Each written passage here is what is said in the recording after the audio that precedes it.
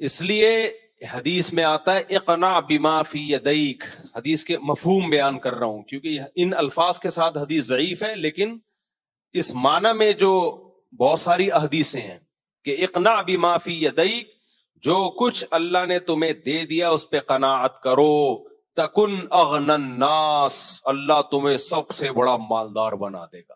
غنا کا مطلب تم ایسا سمجھو گے جیسے میرے سے بڑا بادشاہ دنیا میں کوئی ہے ہی نہیں، سب سے فنڈر کون ہے؟ میں ہوں۔ دال کھا رہا ہوگا، سوکھی روٹیاں کھا رہا ہوگا، سمجھے گا زرداری کو چاہیے مجھ سے قرضہ لے بھائی۔ ایسے میں نے لوگ دیکھے ہیں، ایسے جیتے ہیں یار، ٹھیلوں پہ سو رہے ہوتے ہیں، ٹھیلوں پہ سو رہے ہوتے ہیں، رات کو سونے کی جگہ نہیں ہے، ایسا سر اٹھا کے جیتے۔ کیوں بھائی؟ ہمیں کسی سے کوئی لینا دینا ہے ہی نہیں۔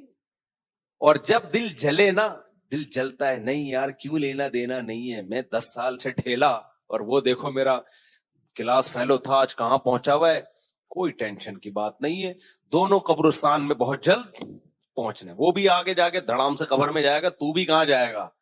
ابھی دیکھو ہم سے پہلے صدیاں انسان کو آئے ہوئے تو ہزاروں سال ہو گئے، کتنے بڑے بڑے فنٹر آئے۔ کیا خیال ہے؟ آپ سوچ رہے ہوں گے کتنے بڑے بڑے فنٹر آئے جن کی بیویاں ہماری بیویوں سے زیادہ خوبصورت تھیں، کیوں نوجوان تو یہی سوچ رہا ہوتا ہے۔ تو کہاں گئے؟ مارکیٹ سے شارٹ، تو یہ بھی شارٹ ہو جائے گا۔ تو جب ایک چیز ہم نے سوچ لی ہے بھائی میرے پاس جو کچھ ہے بس میں اس میں بادشاہ ہوں، تو اب میں آپ کو وہ مثال کی طرف آتا ہوں کہ آپ کو بھوک لگ رہی ہے، آپ کے پاس دال ہے، سامنے قورمہ ہے، بریانی ہے، آپ کی عادت پڑ گئی ہے کہ کسی کی چیز کو دیکھنا ہی نہیں ہے آپ نے، تو آپ کو وہ دال میں بے تحاشا قورمے سے زیادہ مزہ آئے گا۔ لیکن اگر آپ کی یہ عادت نہیں ہے، یا آپ کے لیے الاؤ ہے، بھائی سب کچھ کھا سکتے ہو، جیسے بوفے میں ہوتا ہے، آپ گئے وہاں آدھا گھنٹہ تو آدمی ڈھکن ہی دیکھتا رہتا ہے، مجھے تو بوفے پسند ہی نہیں ہے، ایسے جہاں جاتے ہیں نا، میں اکثر واقعہ بتاتا ہوں نا، سعودی عرب میں ہم 2013 میں حج کرنے گئے، تو اب وہ سسٹم یہ تھا کہ ناشتے میں اتنی 20 قسم کی چیزیں، انجیر، یہاں ڈھکن ہٹاؤ، سعودیہ میں جنہوں نے زمزم وغیرہ میں ہوٹل میں ناشتہ کیا پتا ہوگا ان کو، 20 قسم کے کھانے۔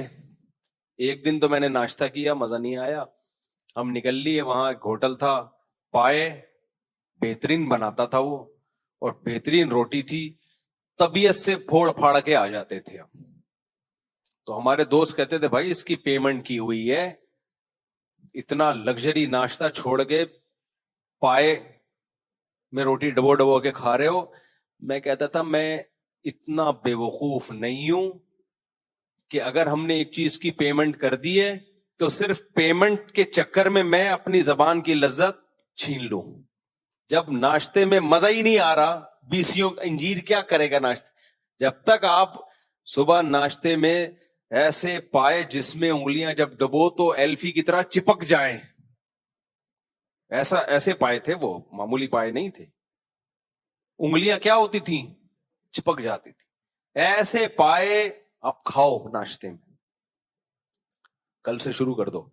تو ایسے پائے بھائی جب تک انگلیاں ڈبو ڈبو، اور جو نہاری بھی لوگ کھاتے ہیں نا، آپ جاؤ یہ جو بڑے مشہور ہوٹل ہیں نہاریوں کے، ان میں نے کچھ لوگوں کو دیکھا ہے روٹی کو نا یوں کر کے کھا رہے ہوں گے، ایسے کر کے یوں ڈبو کے کھا رہے ہوں گے۔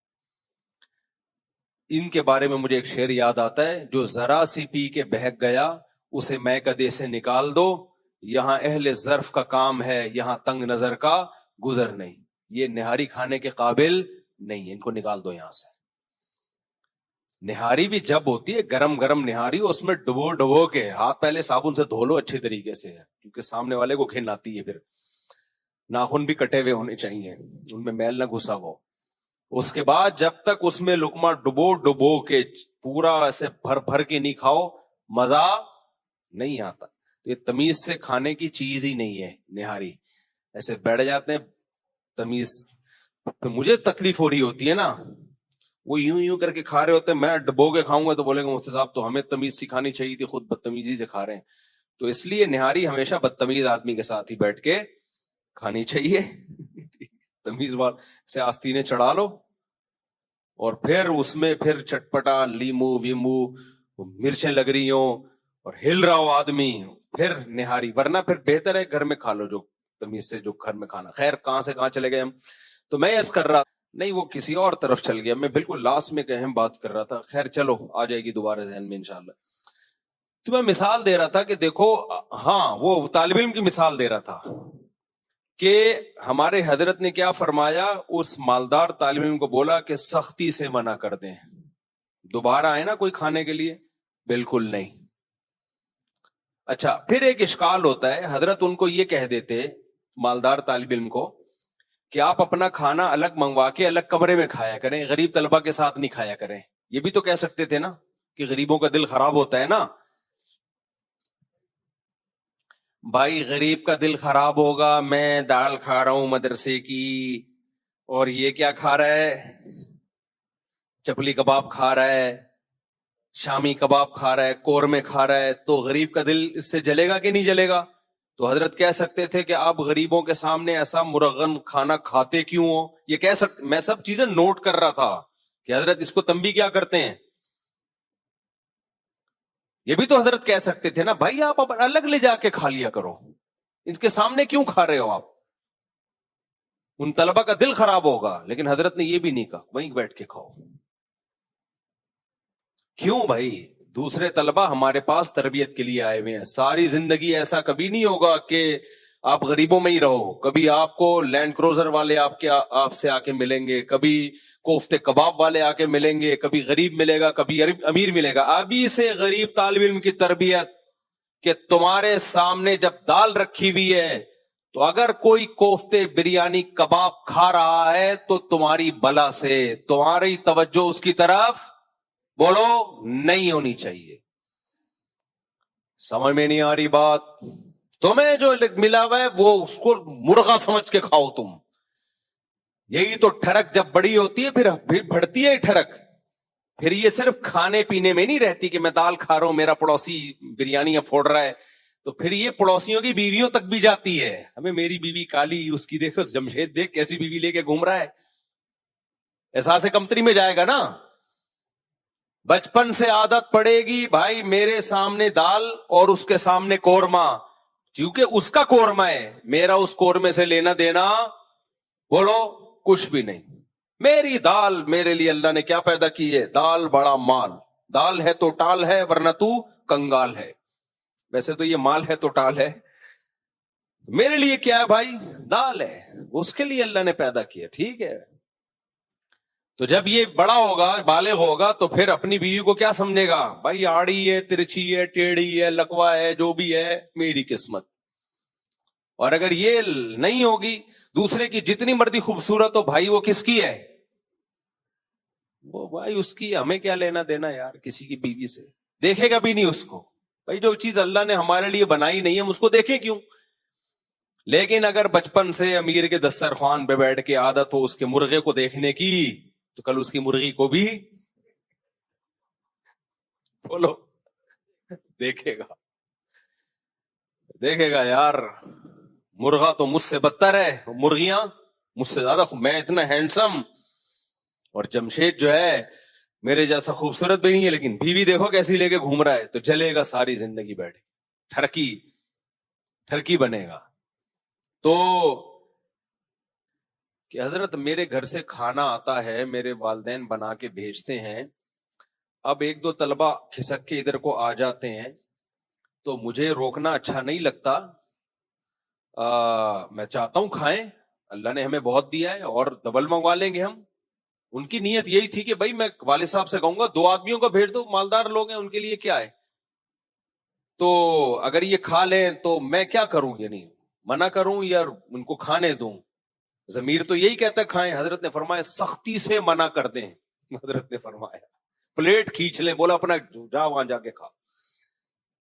آپ حیران ہو گئے یار کسی کو کھانے سے روکنا کتنی بری بات ہے. حضرت کا مقصد کھانے سے روکنا نہیں تھا, اس غریب طالب علم کی اصلاح تھی. جب کسی کے گھر سے کھانا آ رہا ہے تو تم کھسک کے ادھر کیوں آ رہے ہو, کھانے دو اس کو آرام سے. بھائی ان کی سخاوت کو ہم کسی اور طریقے سے بوسٹ کر دیں گے کہ ان کے اندر کھلانے کا جذبہ پیدا ہو, اس کے 20 طریقے ہیں. لیکن جب مدرسے میں طلبہ آئے ہیں تو حضرت کی رائے یہ تھی کہ پہلے ان کی تربیت, پہلے ان کی تربیت، کوئی کسی اور کے کھانے پہ ہاتھ نہ ڈالے، تو فرمایا منع کرو، بولے ادھر جا کے کھاؤ، شاباش۔ اب آپ کہہ سکتے ہیں بھائی یہ تو بد اخلاقی سکھا رہے ہیں، بد اخلاقی نہیں سکھا رہے، استغنا سکھا رہے ہیں اس طالب علم کو۔ ایک دفعہ ڈانٹ پڑے گی نا، قیامت تک کے لیے اس کے دماغ میں ذلت بیٹھ جائے گی کہ یار کسی اور کا کھانے پہ بعض دفعہ بےزتی بھی ہوتی ہے۔ بےزتیاں نہیں ہوتی نا، ہمارے شیخ فرمایا کرتے تھے کسی غلطی پہ فوراً بےزتی ہو جائے نا، یا فوراً تنبیہ ہو جائے، اس پہ اللہ کا شکر ادا کیا کرو، کیونکہ بےزتیاں ہوتی نہیں ہیں، تنبیہ ہوتی نہیں ہے، وہ غلطی آہستہ آہستہ جڑ پکڑ لیتی ہے۔ اس لیے وہ کہا کرتے تھے کوئی غلطی کرو اور کوئی ڈانٹ دینا تو چپ کر کے سن لیا کرو، یہ تھوڑی ذلت ہے۔ بولو اچھا ہوا اللہ نے اس تھوڑی ذلت دے کے بڑی ذلتوں سے بچا لیا۔ بڑے لوگ کیوں بگڑ جاتے ہیں؟ سارے بڑے نہیں، بعض بڑے، کوئی بڑا ہوتا ہی نہیں ان کو سمجھانے والا، وہ غلطیوں پہ غلطیاں کیے جا رہے ہیں، اور جو چمچے والے ہوتے ہیں وہ ان کی غلطیوں پہ تنبیہ بھی نہیں کر رہے ہوتے، وہ حضرت جی کے ہر الٹے کام کا انہوں نے ٹھیکہ لیا ہوا ہوتا ہے۔ ہمارے حضرت تو ماشاءاللہ بہت نیک ہیں، اور حضرت غلطیوں کا پورا کنستر بن جاتے ہیں وہ۔ اس لیے بہتر یہی ہوتا ہے کہ غلطی ہو اسی وقت چماٹ لگ جائے، قدرت کی طرف سے اسی وقت تنبیہ ہو جائے، چاہے انسان کے ذریعے ہو یا اللہ ڈائریکٹ کر لے۔ ایک صحابی کے بارے میں آتا ہے نا، بد نظری ہوئی ان سے تو آگے کھمبے سے ٹکرا گئے، جا کے کسی خاتون پہ نظر پڑی، ان کو دیکھنے لگے، آگے کوئی ستون آیا اس سے ٹکرا گئے، تو نبی نے فرمایا تلکا بھی تلکا، فرمایا جو تم سے غلطی ہوئی اللہ نے نقد سزا دے دی کہ آئندہ یہ غلطی مت کرنا۔ تو یہ اللہ کی طرف سے نعمت ہوتی ہے، کوئی غلطی ہو، بیٹے نے غلطی کی، باپ کی طرف سے چماٹ لگ گیا، ٹائم پہ لگ گیا، لیٹ ڈیلے نہیں ہوا۔ اور ابا سے غلطی ہوئی، کسی اور کی طرف سے تنبیہ ہو گئی۔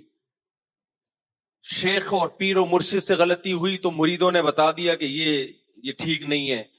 تو یہ بہت بڑی اللہ کی نعمت ہوتی ہے۔ اگر تنبیہات نہ ہونا انسان کو، انسان پھر ایسا فرعون بنتا ہے، چاہے وہ نیک ہی کیوں نہ ہو، پھر بگڑ جاتا ہے۔ وہ تھا کہ اگر 20 قسم کی چیزیں ہوں گی تو پھر دال اچھی بولو نہیں لگے گی۔